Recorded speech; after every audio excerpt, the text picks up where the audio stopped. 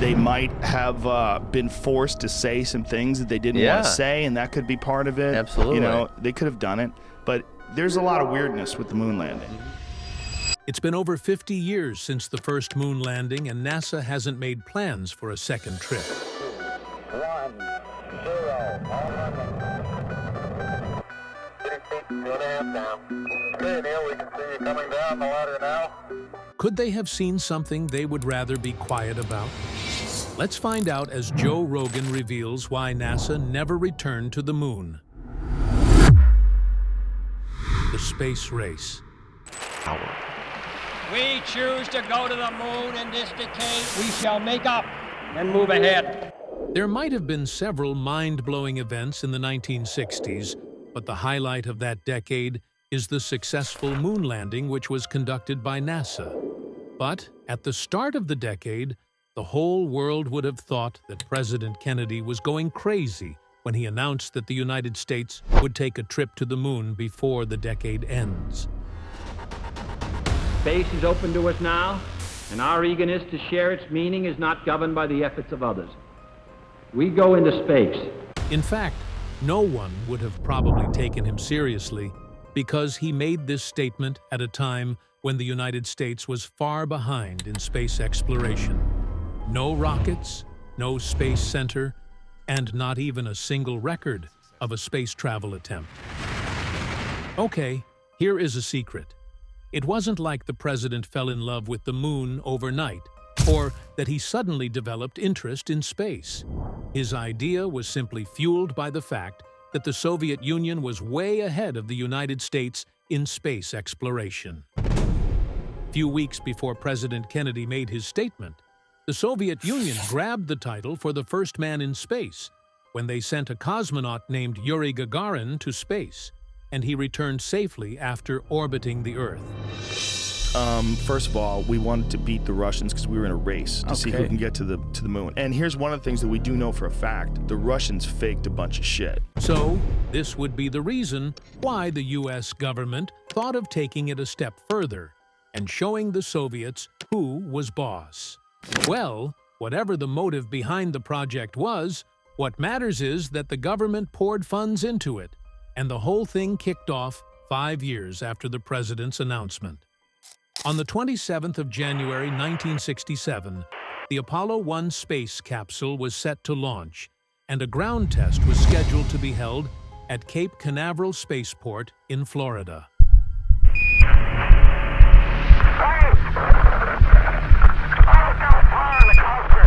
However, the test ended in a disaster when the astronauts got trapped in the space capsule and a fire broke out. So, you can say that the launch of Apollo 1 ended before it even started. And all that NASA had to show for it was the burnt bodies of 3 astronauts. Now, you would think that this setback should make NASA take a break, right? Well, on the contrary, the engineers went back to work, and less than 2 years later, they were set for the Apollo 7 mission. Fortunately, the mission was successful this time, and the astronauts came back safely after they orbited the Earth. Now that the United States and the Soviets were even, it was time for NASA to take it up a notch and reach for the moon, literally. However, they did not jump right into the moon landing as most people think. Before the popular Apollo 11 mission, NASA launched the Apollo 8 mission to find out what was hidden in the dark sides of the moon. This was because a lot of paranormal enthusiasts seemed to think that something spooky could be happening on the moon. So, to make sure that it was safe to land on the moon, 3 astronauts went on the Apollo 8 mission to explore the dark sides of the moon, but they did not perform the landing. After they orbited the moon 10 times, they were sure that there was nothing strange going on, and that a moon landing was safe.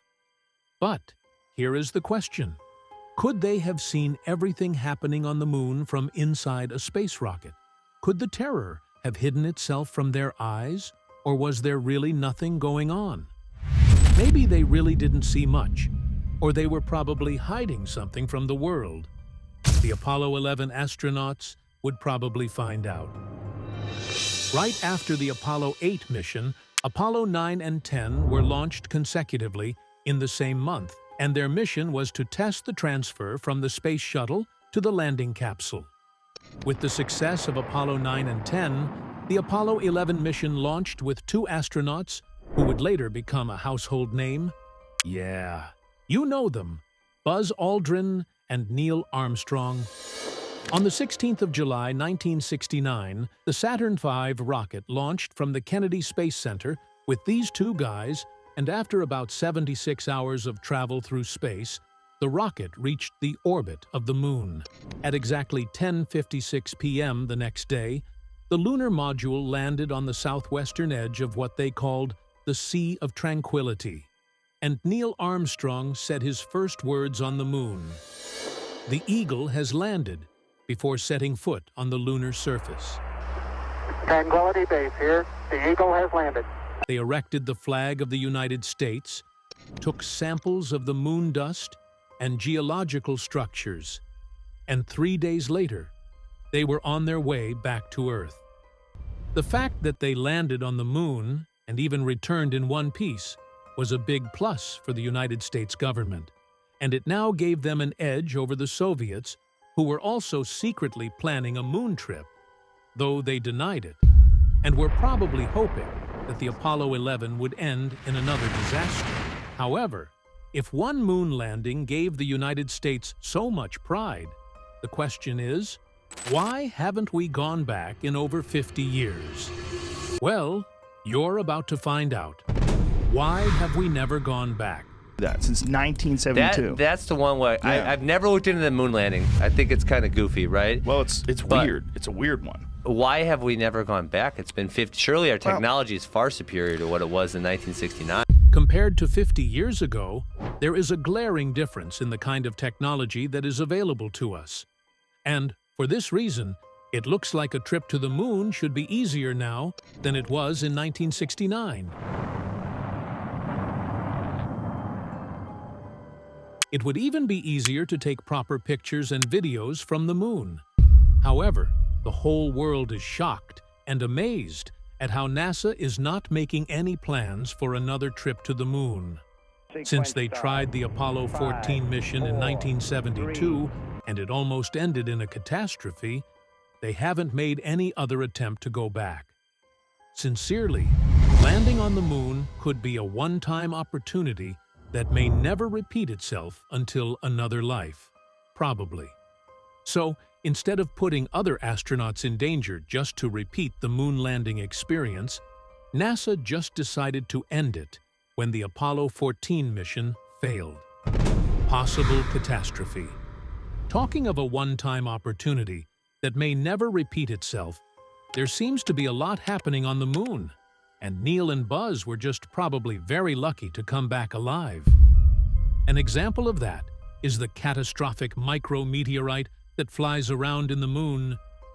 Every 24 hours on the moon, there's a 50% chance of a catastrophic, deadly error because of decompression from a micrometeorite. If there is a 50% chance that someone loses their lives as a result of these micrometeorites, then sending people to the moon would actually be a death mission. So, this would explain why the government put a lot of money into crafting the safest spacesuit for Neil and Buzz. According to reports, each custom-made suit was worth over $100,000, and that would be over $600,000 today. The suits were intricately crafted to shield the astronauts from the extreme conditions of the moon. Think about heat that can rise up to about 240 Fahrenheit, and cold that can be as low as 280 Fahrenheit. It was that extreme. And don't forget the deadly micrometeorites too. They had to make sure that the suits would keep them safe from those micrometeorites. Most importantly, the spacesuit had to be flexible enough for them to be able to move freely. So, you can imagine the time, work, and funds that would go into making several copies of the spacesuit. But the problem is that there seemed to be a budget crunch in the subsequent years, and the government could no longer afford such expensive suits. So, they would rather not send anyone to the moon than put their lives at risk. Oh, talking about risks, Neil and Buzz also had a fair share of the dangers that come with a trip to the moon. From the pictures taken on the moon, the control units discovered a huge crater, and Neil stated that he had first made a wrong landing. But unfortunately for him, his piloting skills didn't fail him, and he was able to take off again and land properly this time. However, this wrong landing almost led to a fuel shortage, and they were only lucky enough to have extra fuel for the journey. While they were planning to return to Earth, the astronauts also had a terrifying moment, and they were almost stranded on the moon. Unknown to them, the circuit breaker of the rocket had broken, and they couldn't find a way to make it work until they got some help from the ground control unit. So, you may never have heard this before, but the moon landing almost ended in a catastrophe. I mean, imagine that the guys were not able to find a solution for the circuit breaker. They would just wander around the moon until their oxygen ran out. I guess it must have been a scary moment for them indeed. Okay, apart from the risks they faced on the moon, the astronauts seem to have discovered signs of cracks resulting from possible moonquakes. Though they kept this discovery from the public, the chances of moonquakes happening could be one of the reasons why NASA would never try another moon trip. First, it could mean that the moon itself was a mini-planet with the presence of life, and it could also be dangerous to put people on the moon when they clearly know that a catastrophic moonquake could happen. So, when you put all these together, you can say that NASA probably has a point if they decide that one successful trip to the moon was enough. Or maybe they don't really have a point. But it's way cheaper and safer to send robots out there. Like, Yeah. why risk human lives? It's Well, like, they it's put very robots retro. on the moon, right? Mhm. And they put robots on Mars. Like Joe Rogan said, if humans will not be able to make the trip anymore, our technology is now so advanced that NASA can decide to put robots in rockets and send them back to the moon, right? Yeah, I guess that would not be so much of a loss if the possible catastrophes decide to happen. But the issue here is that NASA is completely silent, and it does not look like they're considering taking another moon trip at all. So, the questions keep rising, but there may be more answers that we are yet to uncover. Superior technology, but no funding. Our technology in all these other areas is superior, but they haven't really worked towards that because they haven't been funded. So the big issue is it's money. Yes, the technology is advanced now, but trust me, that may also mean that a lot of money would go into another moon landing mission. Now, that's exactly the excuse NASA gave for not planning another space travel. I mean, imagine the amount that went into getting those spacesuits. You know how huge the budget would get when you add the costs of building rockets and fueling them right now.